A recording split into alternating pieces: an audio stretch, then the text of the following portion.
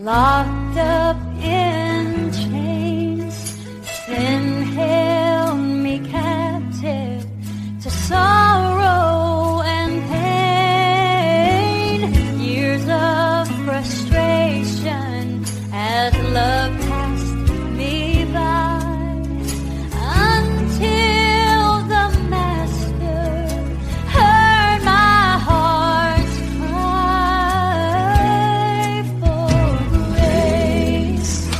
Marvelous grace, I needed grace to pardon and make me whole. Grace, marvelous grace, flows from above with infinite love. Marvelous. Mga minamahal kong mga kaibigan at mga kapatid sa pananampalataya ng ating Panginoong Hesukristo, mga masugid nating tagapakinig ng ating programa, lalo na sa mga OFWs, sa biyaya ng Diyos, nais ko pong iparating sa inyo ang aming pagbati ng isang masaganang kapayapaan at pinagpalang araw sa ating lahat. Malugod ko pong anyayahan kayo ng pakikinig ng mensahe ayon sa salita ng Diyos dito sa ating palatuntunang pinamagatang biyaya at walang iba kundi ang biyaya ng Diyos. Dalangin ng aking puso na kayo'y gagabayan ng Panginoon upang inyong maunawaan ang inyong mapakinggan sa araw na ito at magkaroon sana kayo ng kasagutan sa iyong mga katanungan tungkol sa iyong buhay sa matagal ng panahon dito sa ating palatuntunang biyaya at walang iba kundi ang biyaya ng Diyos. Marvelous grace flows from above with infinite love. Marvelous.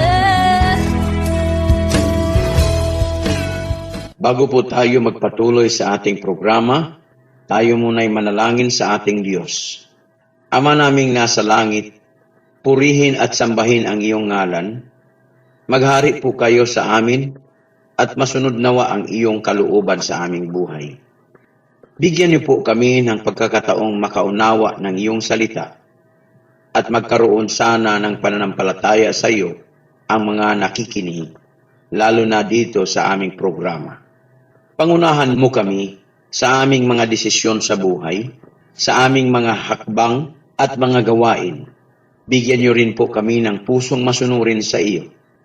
Kung mayroon mang mga nakikinig ngayon na nasa mabigat na karamdaman, naway ipakita niyo po sa kanya ang kagalingan at lunas na kung saan iyon ang ginawa doon sa cross ng Kalbaryo.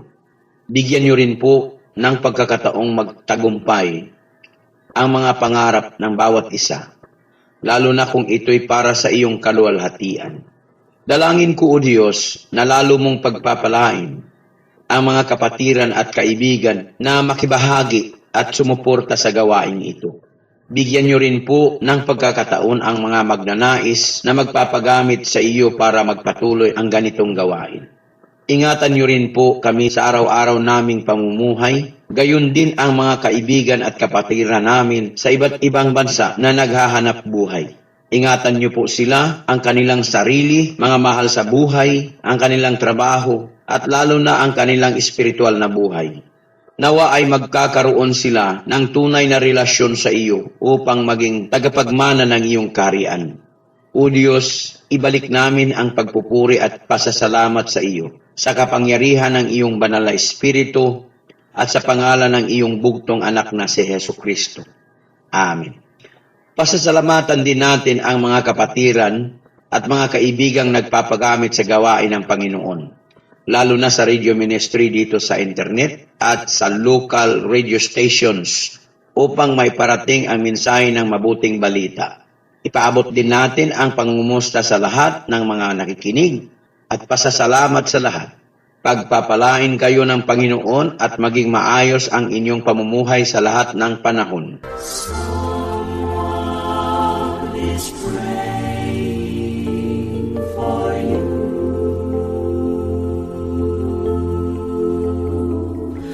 Someone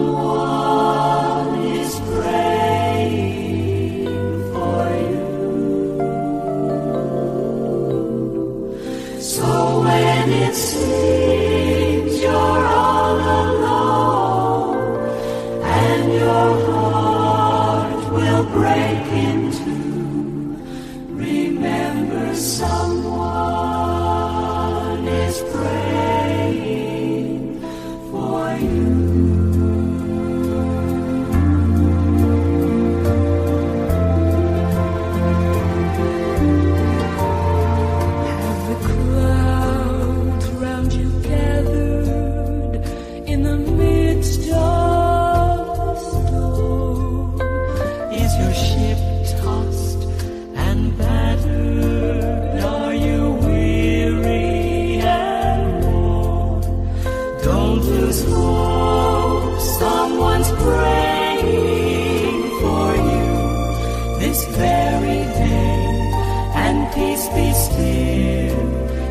Already on the way. Someone is praying for you. Someone is praying for you. So when it seems you're all alone, your heart will break in two, remember someone is praying for you.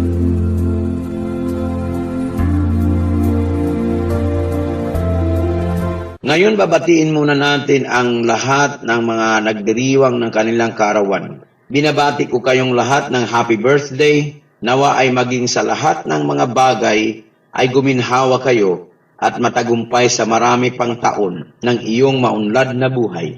Sa iyong pangangatawan, lalo na ang iyong espiritual na buhay, kaya binabati kita ng happy birthday. May your life in this world be a happy one. May the sun be warm and may the skies be blue.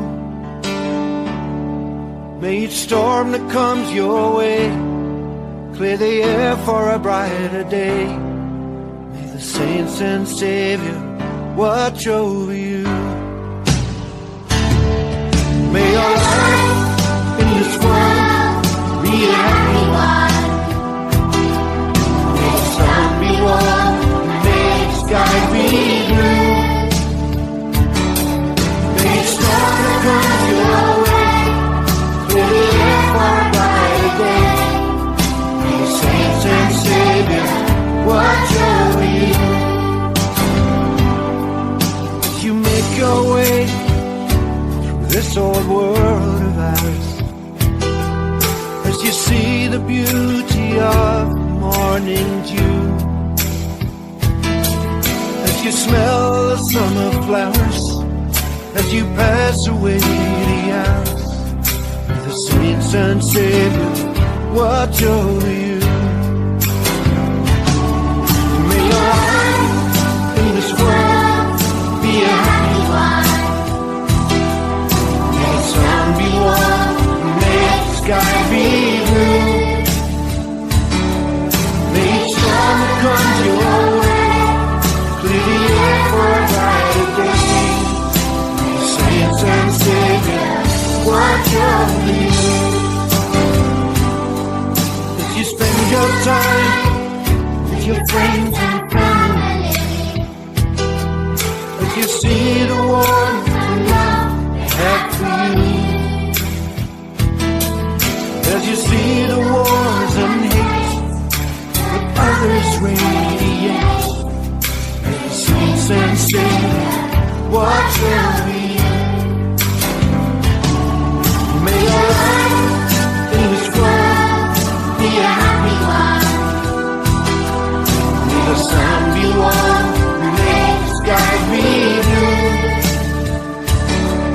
May each storm that comes your way clear the air for a brighter day. May the saints and Savior watch over you. May your life in this world be a happy one. sun be warm and may the sky be blue. May it storm the clouds away, clear the air for a bright day. May the saints and Savior watch over you. May the saints and Savior watch over you. May the saints and Savior watch over you. Ngayon sa ating pagpapatuloy, ating pag-usapan ang kaharian at katuwiran ng Diyos. Sa Matthew chapter 6 verse 33, ang sinabi, "Datapwat hanapin muna ninyo ang kaniyang kaharian at ang kaniyang katuwiran, at ang lahat ng mga bagay na ito ay pawang idaragdag sa inyo." But seek ye first the kingdom of God, and his righteousness, and all these things shall be added unto you.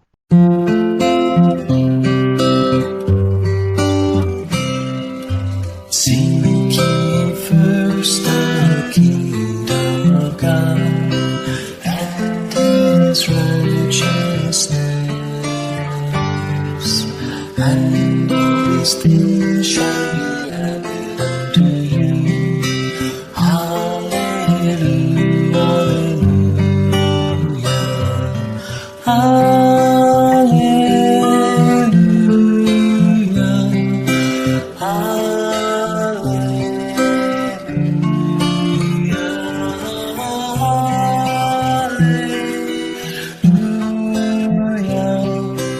hallelujah,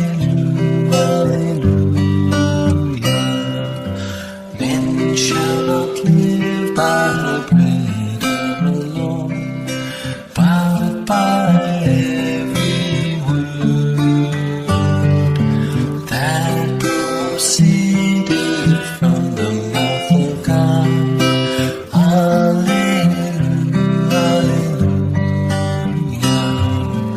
Hallelujah,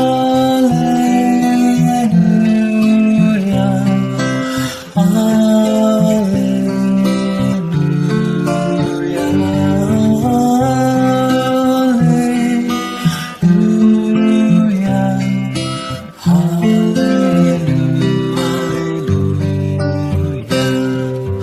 ask and it shall be given unto you. Seek and ye shall find. Knock and the door shall be opened unto you. Hallelujah, hallelujah,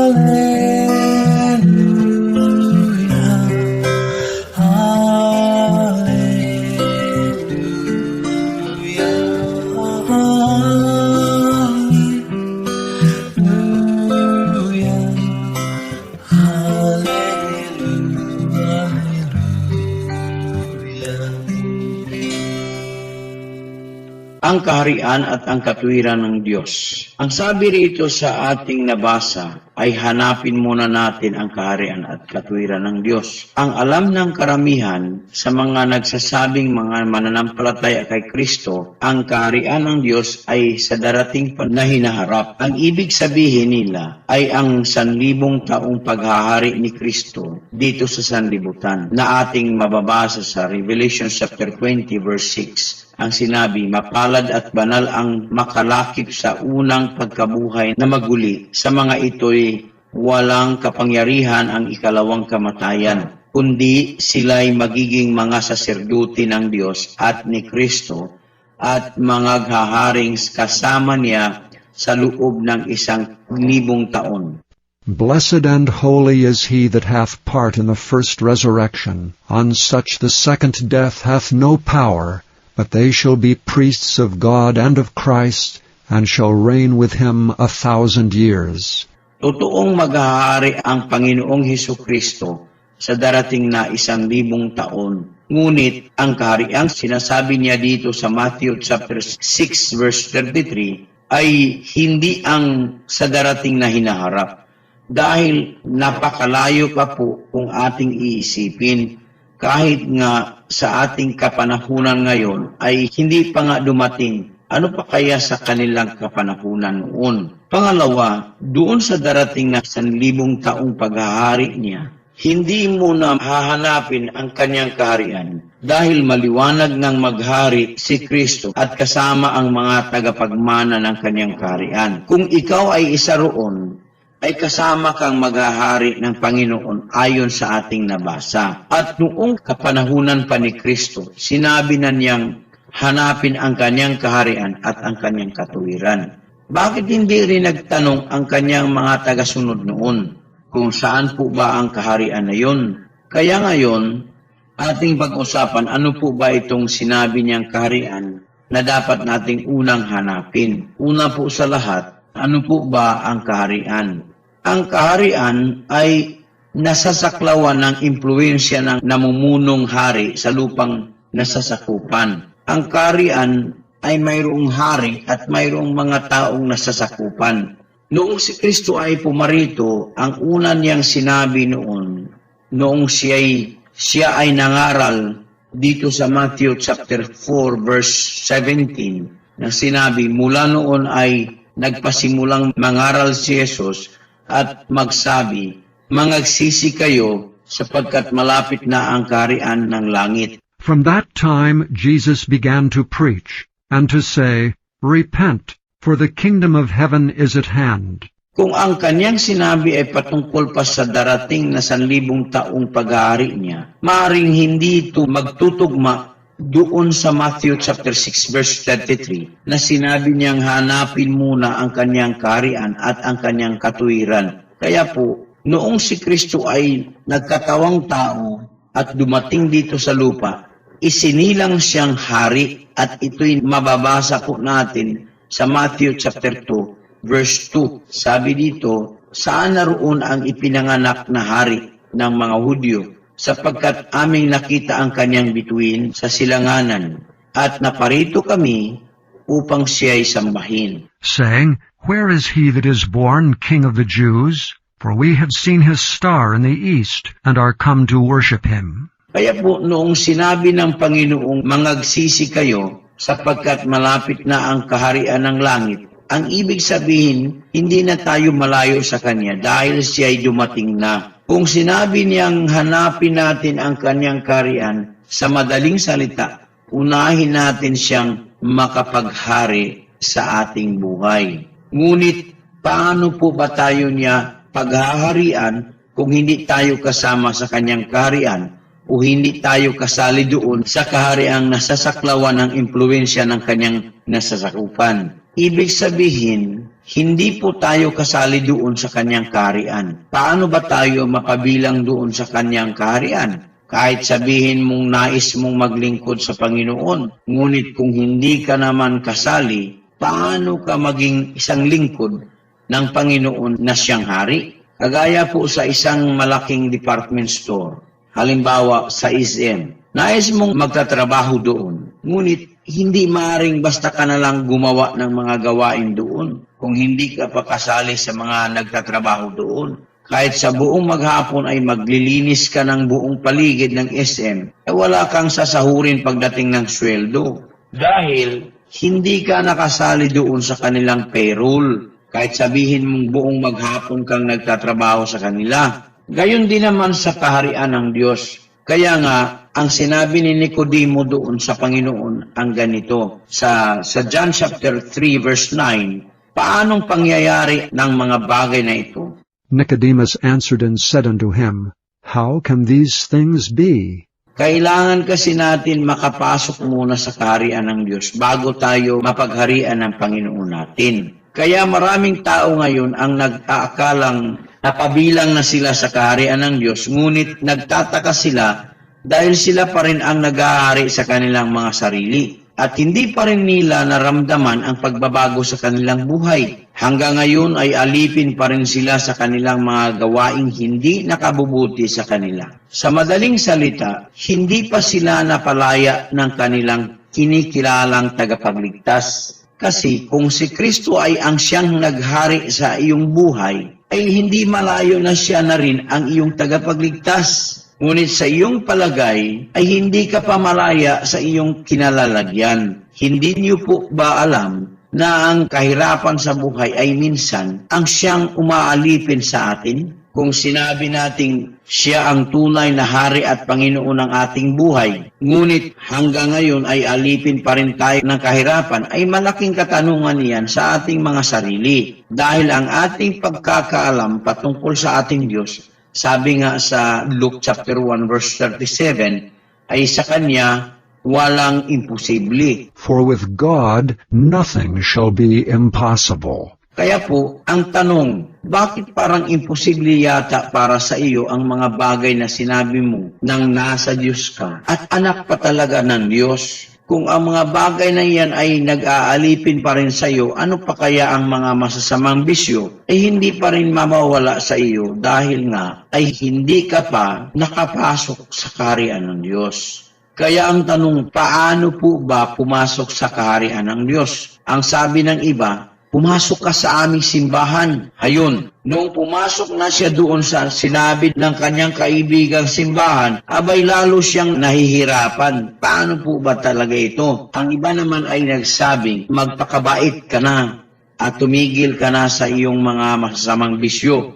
Ayun, tumigil nga siya. Ngunit noong hindi niya maunawaan ang kanyang naramdaman, ay bumalik na naman siya at lalo pang napasama kaysa dati niyang ginagawa.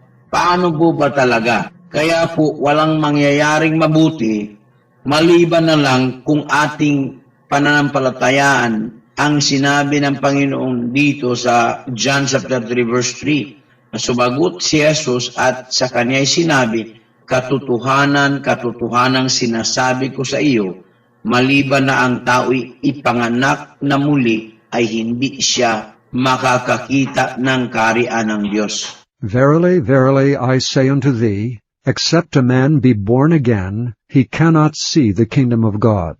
Maliban ang tao'y ipanganak na muli, ay hindi siya makakakita ng kaharian ng Diyos. Ipanganak na muli. Bakit? Kasi tapos na ipanganak. Kaya po sinabing ipanganak na muli. Ang sinabi po dito, maliban kung ang tao'y ipanganak na muli ay hindi siya makakakita ng kaharian ng Diyos. Ang ibig sabihin, kung hindi ka pa pinanganak na muli, ay malayo ka pa sa kaharian ng Diyos. Kaya po, ang kalagayan mo ngayon, kung hindi ka pa pinanganak na muli, ay napakalayo pa po sa kanyang kaharian. At di hamak na malayo talaga dahil hindi mo pa nga nakikita. Kaya paano po kayo paghaharian ng Diyos, imalayo ka naman doon sa kanyang kaharian? Paano ka makapasok, hindi mo pa nga makikita kung saan? Kaya po, hindi ka talaga magtataka kung bakit hanggang ngayon ay ikaw pa rin ang naghahari sa buhay mo. Nasa isip mo lang yun na ikaw ay Kristiyano na at kunwaring tagasunod ni Kristo, siguro isa ka lang sa mga fans ng Panginoon. Kagaya ng mga artista, kung sila ay iyong iniidolo, ay siya naman minsan ang iyong ginagawa kung ano ang kanilang ginagawa.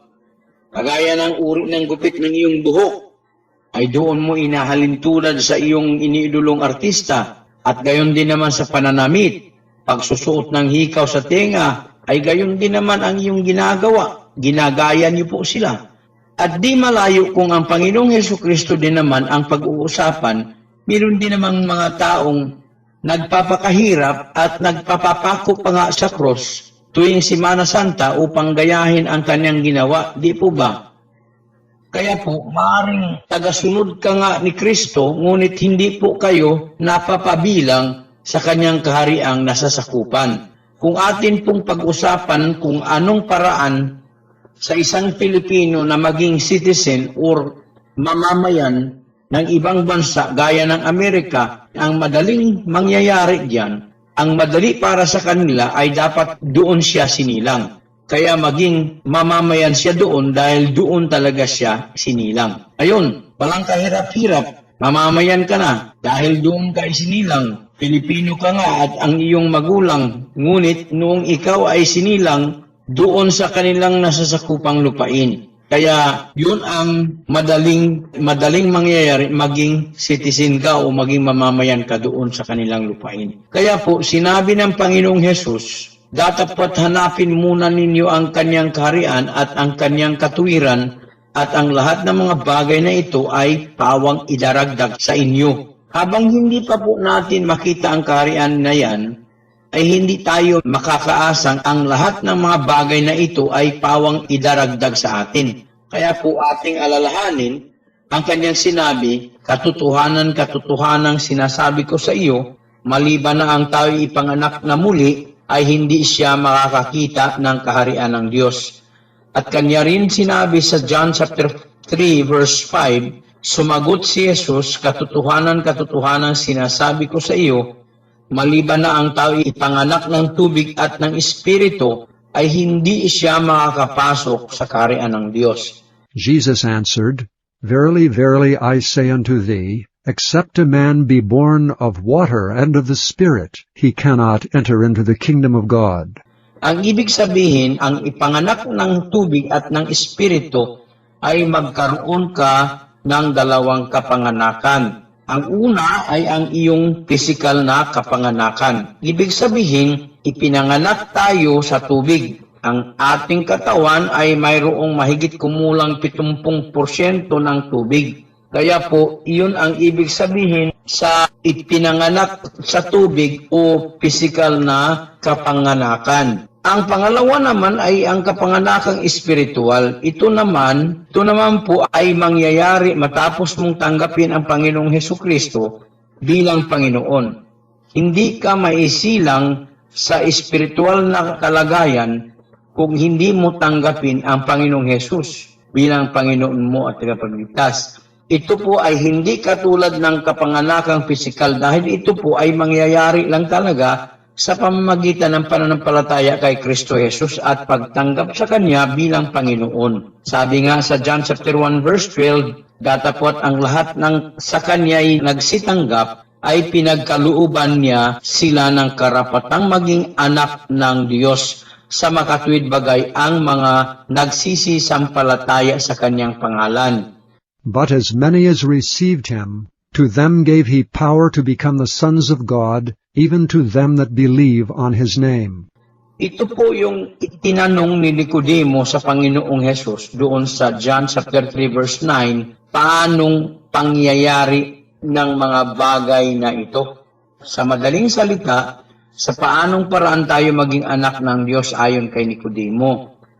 Sa Romans chapter 8 verse 15, sabi, sapagkat hindi ninyo muling tinanggap ang espiritu ng pagkaalipin sa ikatatakot, dapat tinanggap ninyo ang espiritu ng pagkukupkup, na dahil dito'y sumisigaw tayo, Aba, Ama. For ye have not received the spirit of bondage again to fear, but ye have received the spirit of adoption, whereby we cry, Abba, Father. Espiritu ng pagkukupkup o espiritu ng pag-aampon, spirit of adoption. Sa Ephesians chapter 1 verse 13, ang sabi na sa Kanya'y kayo rin naman pagkarinig ng aral ng katotohanan ng ebanghelyo ng inyong kaligtasan, na sa Kanya rin naman mula nang kayo'y magsisampalataya ay kayo'y tinatakan ng Espiritu Santo na ipinangako. In whom ye also trusted after that ye heard the word of truth,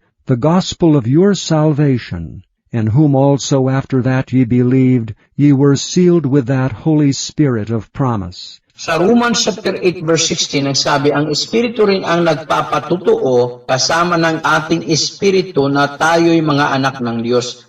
For the Spirit itself beareth witness with our spirit that we are the children of God. Bakit po kailangan tayo magkaroon ng kapanganakan sa Espiritu?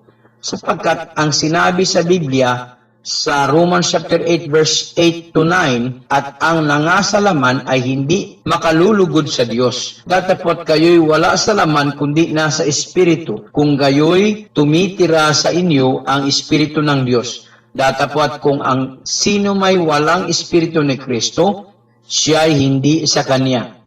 So then they that are in the flesh cannot please God. But ye are not in the flesh, but in the Spirit, if so be that the Spirit of God dwell in you. Now if any man have not the Spirit of Christ, he is none of his. Kaya po, Kung hindi ka sa Kanya, hindi ka maaring makapagmamana ng Kanyang kaharian. Kaya nga, kailangan nating ipanganak na muli upang tayo'y makakapasok sa Kanyang kaharian. Kung ating bigyan ng pansin ang Kanyang utos sa atin na ating unang hanapin ang Kanyang kaharian at ang Kanyang katuwiran, ang mga bagay na ating kailangan para sa ating buhay ay idaragdag sa atin. Ito po ay pangako ng ating Panginoon. Ang pangalawang sinabi ng Panginoon na ating unang hanapin ay ang Kanyang katuwiran. Kailangan po natin ang Kanyang katuwiran sapagkat ang ating sariling katuwiran ay hindi maaring maiharap sa ating Diyos dahil ayon sa Isaiah chapter 64 verse 6, sapagkat kaming lahat ay naging parang marumi at ang lahat naming katuwiran ay naging parang basahang marumi at nalalantang gaya ng dahon kaming lahat at tinatangay kami ng aming mga kasamaan na parang hangin. But we are all as an unclean thing, and all our righteousnesses are as filthy rags, and we all do fade as a leaf, and our iniquities like the wind have taken us away. Ang lahat ng ating katuwiran ay naging parang basahang marumi. Hindi po natin maaaring maiharap sa Diyos ang ating sariling katuwiran sapagkat ito'y katulad lang ng maruming basahan.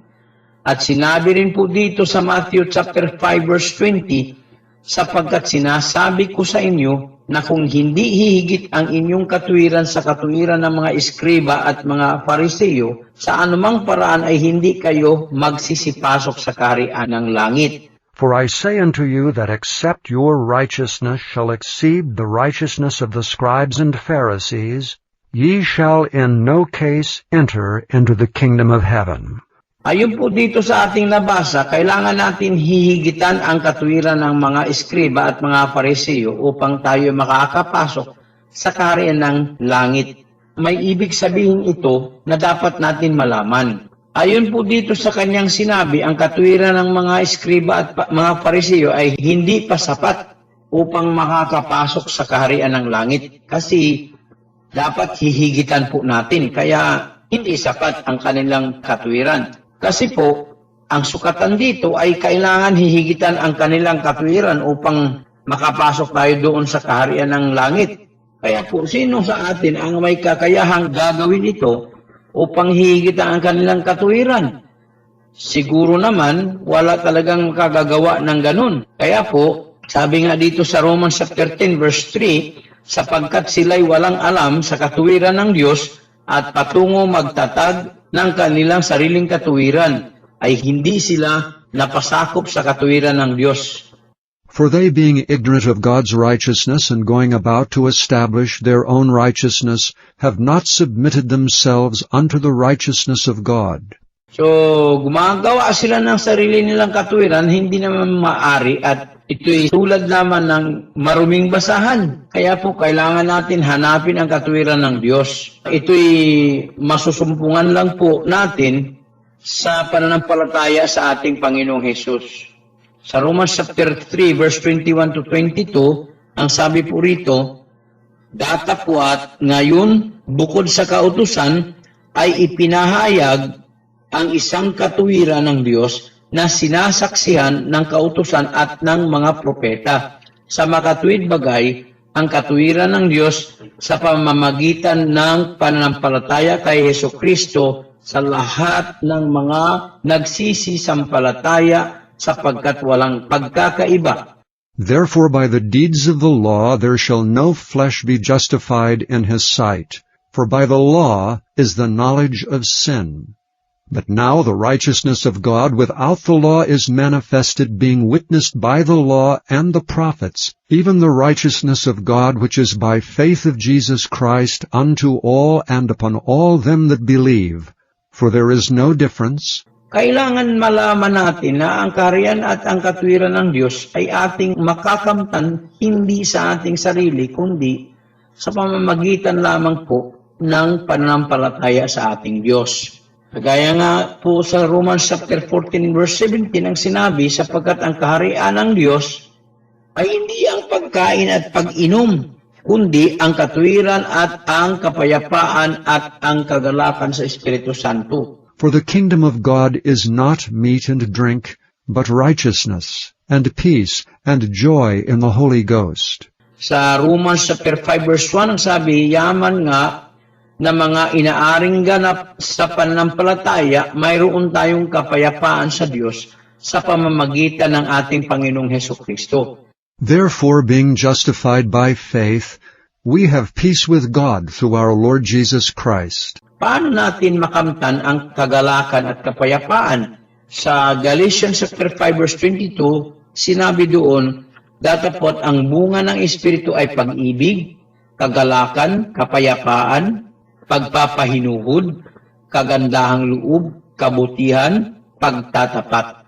But the fruit of the Spirit is love, joy, peace, long-suffering, gentleness, goodness, faith. Kailangan talaga tayo'y magkaroon ng Espiritu ng Diyos sa ating buhay. Sapagkat kung meron tayong Espiritu ng Diyos, ay ang bunga ng Espiritu, isa sa mga bunga ng Espiritu ay kagalakan, kapayapaan. Nanduroon ang bunga ng Espiritu, kaya hindi tayo mahirapan na hanapin ang kaharian ng Diyos.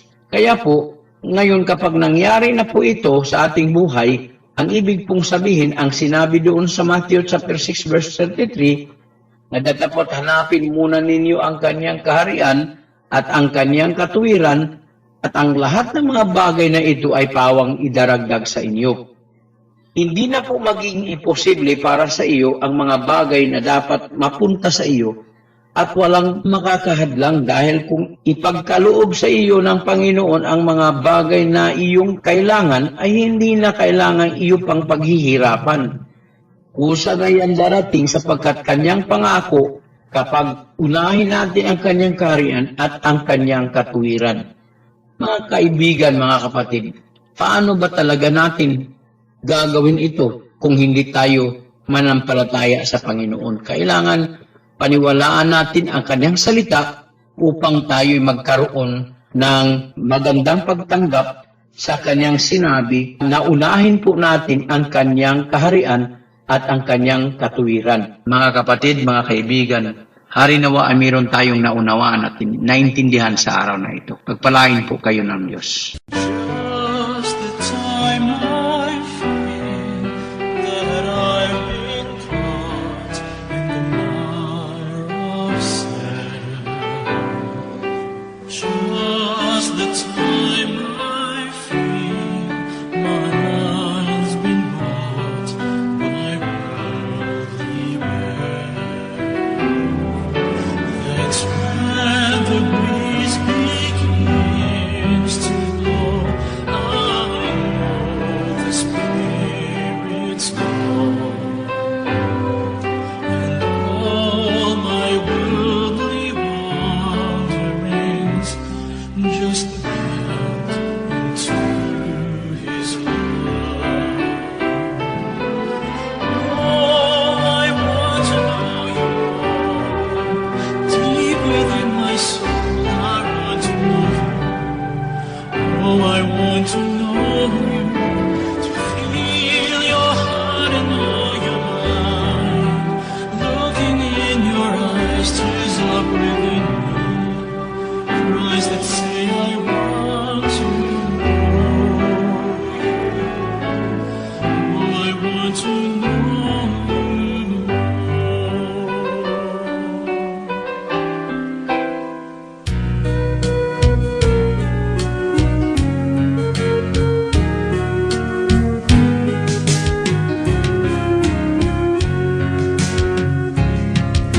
Sa paglabay sa panahon, nangatagak ang mga dahon, ug nangalaya ang mga tanom. Ang tao nagkaalam, ug kataas ang kaalam, nagkausab ang kalibutan. Sama sa mga gapnod, ihapak-hapak sa palud, ianod lang kini sa kadagatan. Apan ang Diyos wa mabag-o sa tanan. Linawan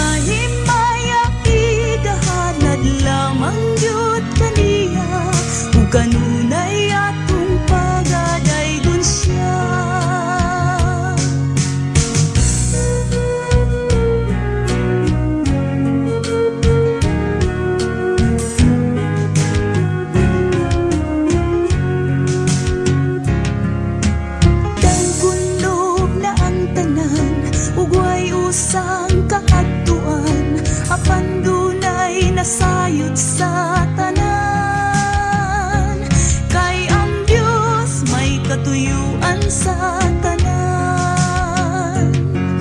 Tinawag kita sa pagpangalang at kaniya, sa pagpuyong balanon, sa tanan nga panahon. Ang mga himayak igahalad lamang gyud kaniya, ug kanunay atong pagadaygon siya.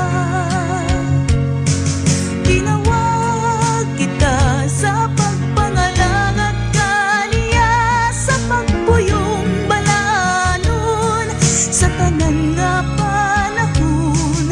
Ang mga himayak igahalad lamang gyud kaniya, ug kanunay atong pagadaygon siya. Ang mga himayak igahalad lamang gyud kaniya, ug kanunay atong pagadaygon siya. Ug kanunay atong pagadaygon siya. Pagadaygon siya.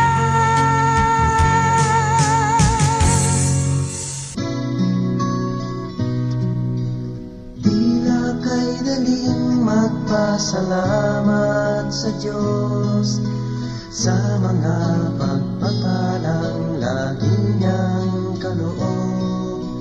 Ngunit kung may dusa at may kalungkutan, tila ba kay hirapang siya'y pasalamatan? Tila ba kay hirap magbigay ng papuri kung mga kabigo ay nadaramang lagi? Natitirang pag-asa'y tila pa maglalaho sa nadaramang paghihirap ng puso. Ngunit ang pangako niya'y huwag kang maninindig. Pagkatapos ng gabi, araw ay darating. Luha sa mga mata'y kanyang papahirin. Paghihirap ng puso'y kanyang papangin.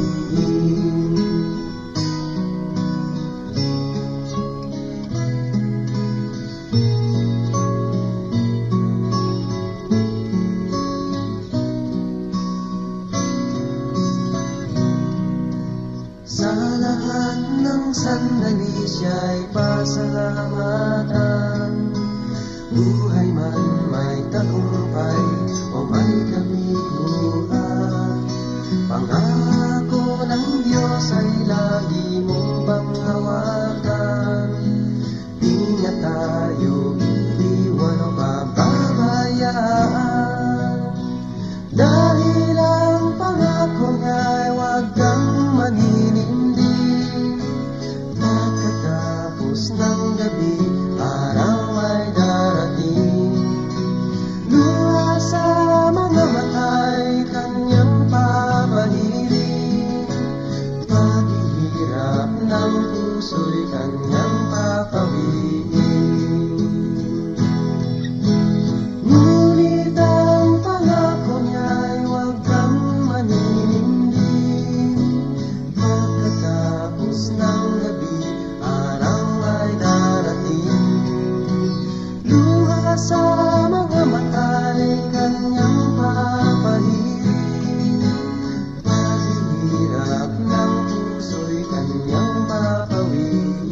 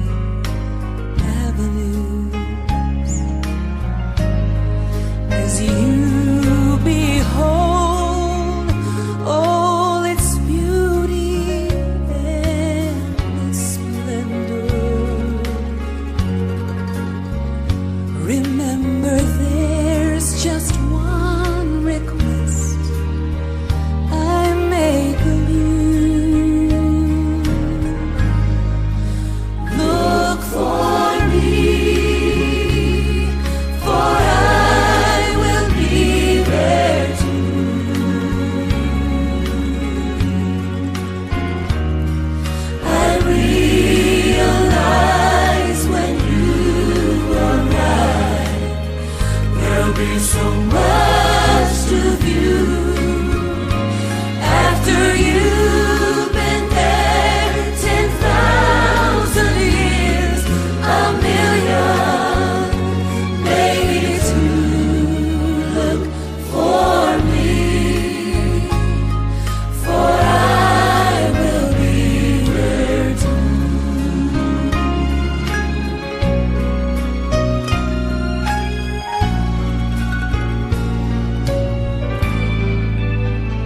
As you go down your list of firsts, there's no question we're gonna wanna see our loved ones awaiting me and you. And when you feel you've shared your story with the last one that wants to hear you tell just how you made it through, look for me. I'd like to hear it too. I realize when you arrive, there'll be so much to view. After you've been there 10,000 years, a million, maybe two, look for me, for I will be there too. Look for me, for I will be there too.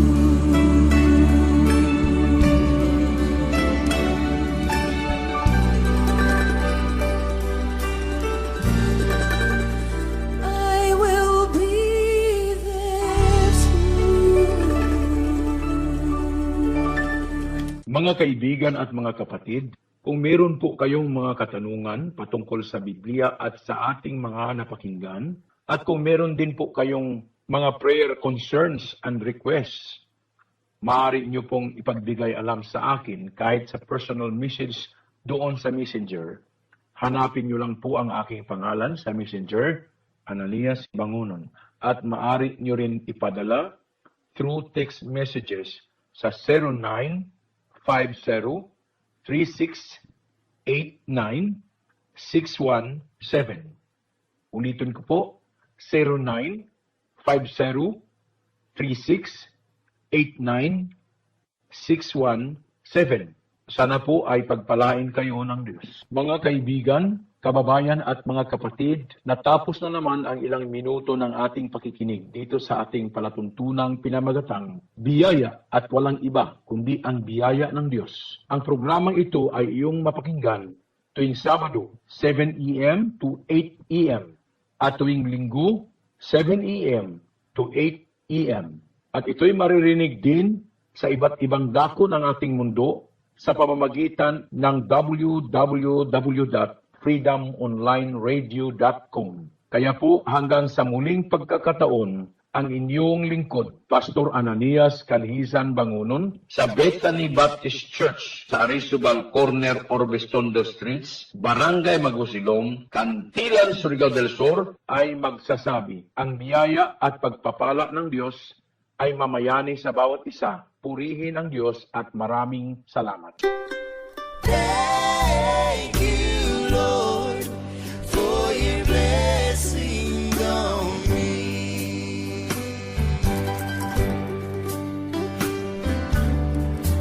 While the world looks upon me as I struggle alone, they say I have nothing, but they are so wrong. In my heart, I'm rejoicing how I wish they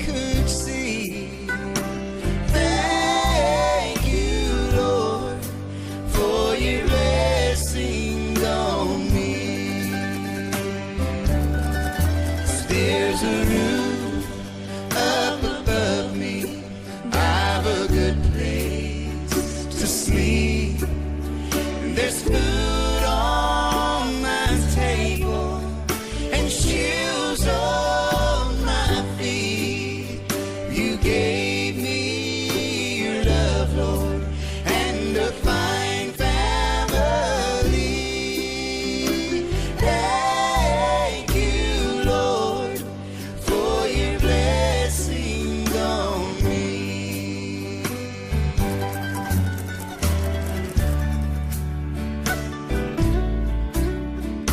I know I'm not wealthy, and these clothes, they're not new. I don't have much money, but Lord, I have you, and that's all that matters, though the world may not see. Thank you, Lord, for your blessings on me. 'Cause there's a roof up above me, I've a good place to sleep, and there's food on my table and shoes on my feet. You gave me your love, Lord, and a fine